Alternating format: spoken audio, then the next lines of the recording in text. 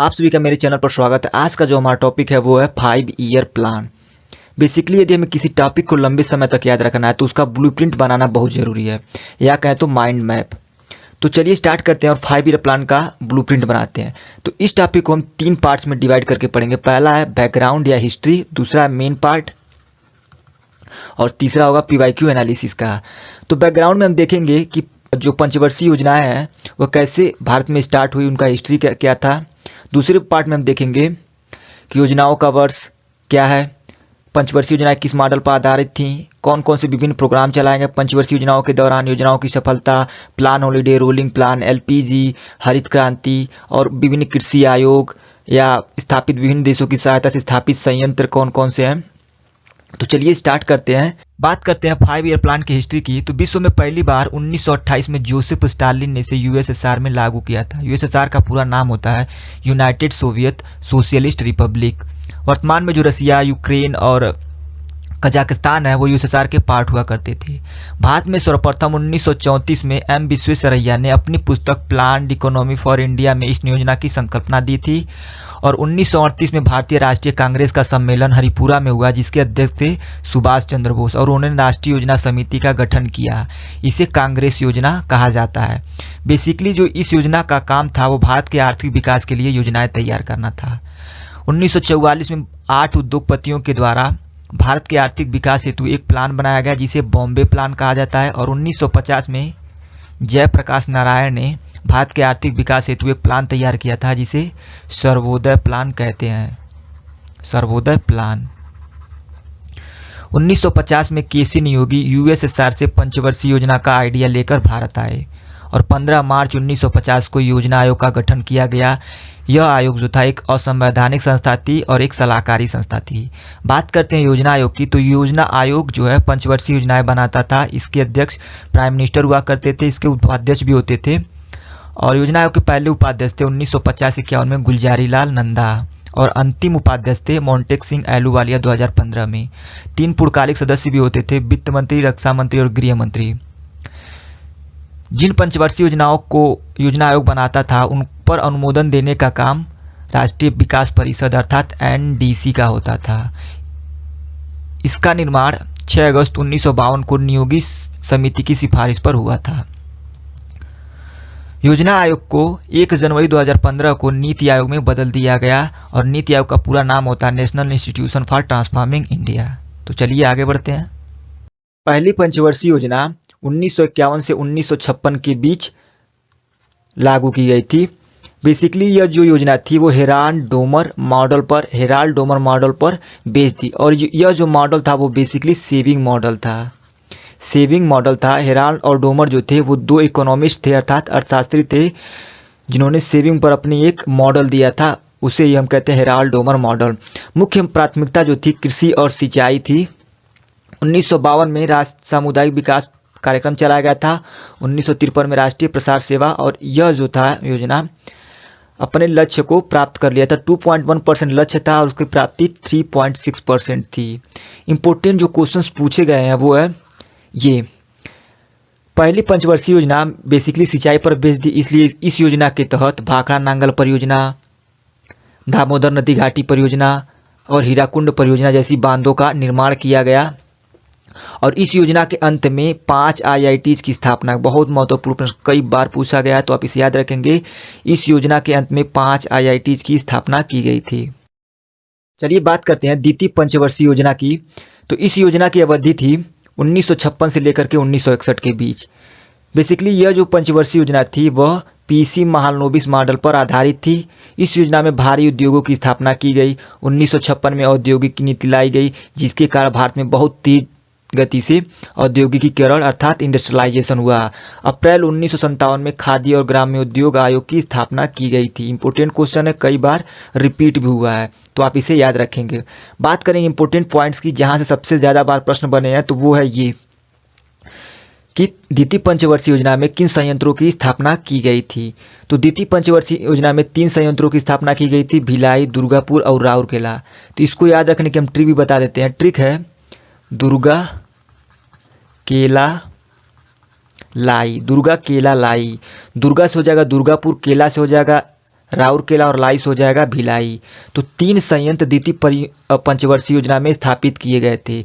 और ये संयंत्र है जो है किन देशों की सहायता से स्थापित किए गए थे उनकी हम ट्रिक बता देते हैं। तो ट्रिक है बो, भीरू, राज, दुबे हैं। वो भीरू, राज, दुबे हैं। बो से हो जाएगा बोकारो, भी से हो जाएगा भिलाई। तो बोकारो भिलाई रूस की सहायता से स्थापित किए गए थे। रा से हो जाएगा राउरकेला और ज से हो जाएगा जर्मनी। तो राउरकेला जो है वो जर्मनी की सहायता से स्थापित किया गया था। और दू से हो जाएगा दुर्गापुर, दुर्गापुर जो ब्रिटेन की सहायता से स्थापित किया गया है। तो इस प्रकार आप इसे याद कर सकते हैं। चलिए आगे देखते हैं। आगे है इंपॉर्टेंट पॉइंट्स ये भी है कि द्वितीय पंचवर्षीय योजना में इंटीग्रल कोच फैक्ट्री और CLW अर्थात चितरंजन लोकोमोटिव वर्क्स की स्थापना भी हुई थी। तो आप इसे भी याद रखेंगे। चलिए आगे बढ़ते हैं। तृतीय पंचवर्षीय योजना की अवधि थी 1961 से लेकर के 1966 के बीच। बेसिकली जो इस योजना का उद्देश्य था वो था कृषि के साथ साथ उद्योगों का भी समग्र विकास करना। इस योजना में आत्मनिर्भर बनने पर जोर दिया गया। 1965 में FCI की स्थापना की गई। FCI का मतलब होता है फूड कॉरपोरेशन ऑफ इंडिया। और साथ ही साथ एग्रीकल्चर प्राइस कमीशन अर्थात कृषि मूल्य आयोग का भी गठन किया गया, जिसे 1985 में CACP कर दिया गया। CACP का पूरा नाम होता है commission for agricultural cost and prices, कृषि लागत और मूल्य आयोग, जिसका काम होता है MSP डिसाइड करना, फसलों की MSP डिसाइड करना इस आयोग का काम होता है। 1964 में IDBI की स्थापना की गई थी, industrial development bank of India की स्थापना की गई थी। कुछ इंपॉर्टेंट पॉइंट जानते हैं। यह योजना बेसिकली फेल हो गई थी क्योंकि 1962 में भारत चीन युद्ध हो गया था, 1965 में भारत पाक युद्ध हो गया था और अकाल 1966 में पड़ गया था, जिसके कारण यह योजना पूरी तरह से फेल हो गई थी। MSP का पूरा नाम होता है मिनिमम सपोर्ट प्राइस, न्यूनतम समर्थन मूल्य। चलिए आगे बढ़ते हैं। तृतीय पंचवर्षीय योजना फेल होने के कारण 1966 से 1969 के मध्य 3 वार्षिक योजनाएं चलाई गई, जिसे हम योजना अवकाश के नाम से जानते हैं अर्थात प्लान हॉलीडे के नाम से जानते हैं। प्लान हॉलीडे लाने का मुख्य कारण था भारत पाक युद्ध 1965 में हुआ, अकाल पड़ा 1966 में और मुद्रा का अवमूल्यन 36.5%।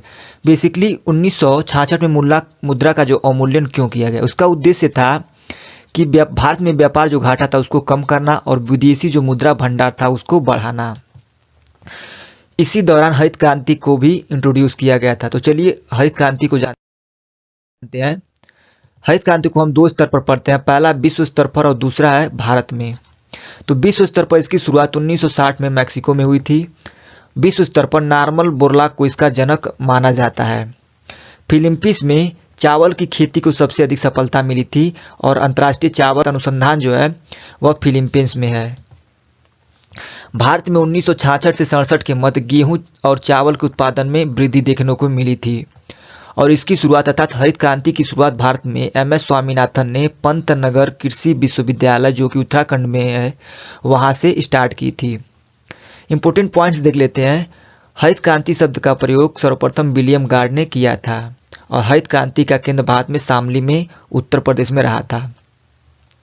भारत में हरित क्रांति से सर्वाधिक जो लाभान्वित राज्य था वो था पंजाब और हरित क्रांति के प्रणेता थे बाबू जगजीवन राम जो 1966-67 में कृषि एवं खाद्य मंत्री थे। अन्य पॉइंट्स देखते हैं। हरित क्रांति के दौरान धान में ज़्यादातर खास प्रभाव देखने को नहीं मिला था, गेहूं में सबसे ज़्यादा प्रभाव देखने को मिला था। दलहन और तिलहन की बात करें तो सरसों और सूरजमुखी के फसल में सबसे ज़्यादा प्रभाव देखने को मिला था। इस हरित क्रांति के दौरान HY20 बीजों का प्रयोग किया गया जिसे हम हाई यील्डिंग वैरायटीज़ के बीज कहते हैं। चलिए आगे बढ़ते हैं। चौथी पंचवर्षीय योजना की अवधि थी 1969 से लेकर के 1974 के बीच।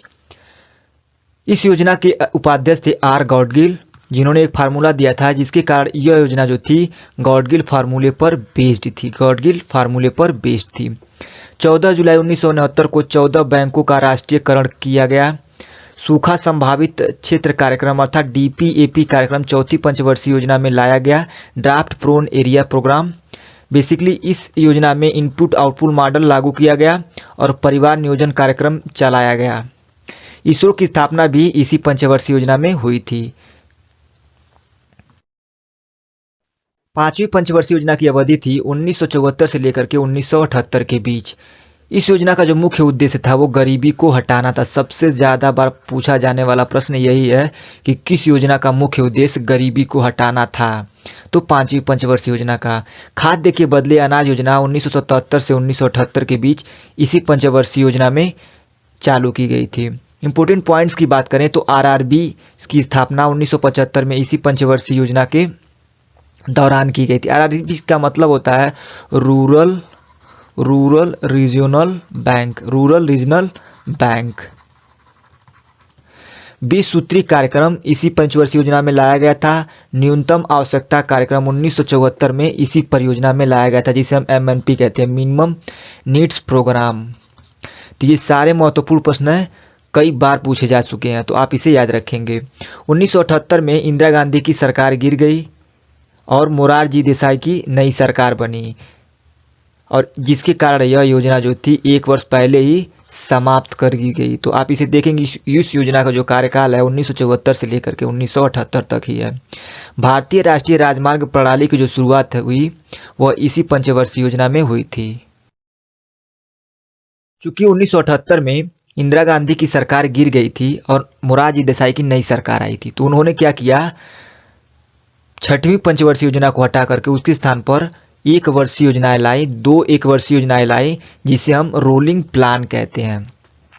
बेसिकली रोलिंग प्लान होता क्या है? रोलिंग प्लान जो है एक तरह की योजना है जो हर साल अपडेट होती रहती है। इसका मतलब है कि हर साल की स्थिति के हिसाब से इसे बदलकर नई प्राथमिकताएं और लक्ष्य तय किए जाते हैं, ताकि योजना समय के साथ बदलती परिस्थितियों के अनुसार सही रहे। इसे ही हम कहते हैं रोलिंग प्लान। रोलिंग प्लान का मतलब होता है, मान लीजिए कोई हम 1 साल योजना बनाएं और उसके अनुसार हम दूसरे वर्ष की योजना पर काम करें। 1978 में यह पेश किया गया, जिसका प्रतिपादन गुन्नार मिड्डल ने किया था, और गुन्नार मिड्डल की एक बहुत फेमस बुक है जिसका नाम है एशियन ड्रामा, तो आप इसे याद रखेंगे। और भारत में रोलिंग प्लान लागू करने का श्रेय DT लकड़ावाला को जाता है। 15 अगस्त 1979 को ट्राइसेम लाया गया। ट्राइसेम जो था वो बेसिकली बेरोजगारी को हटाने के लिए लाया गया था।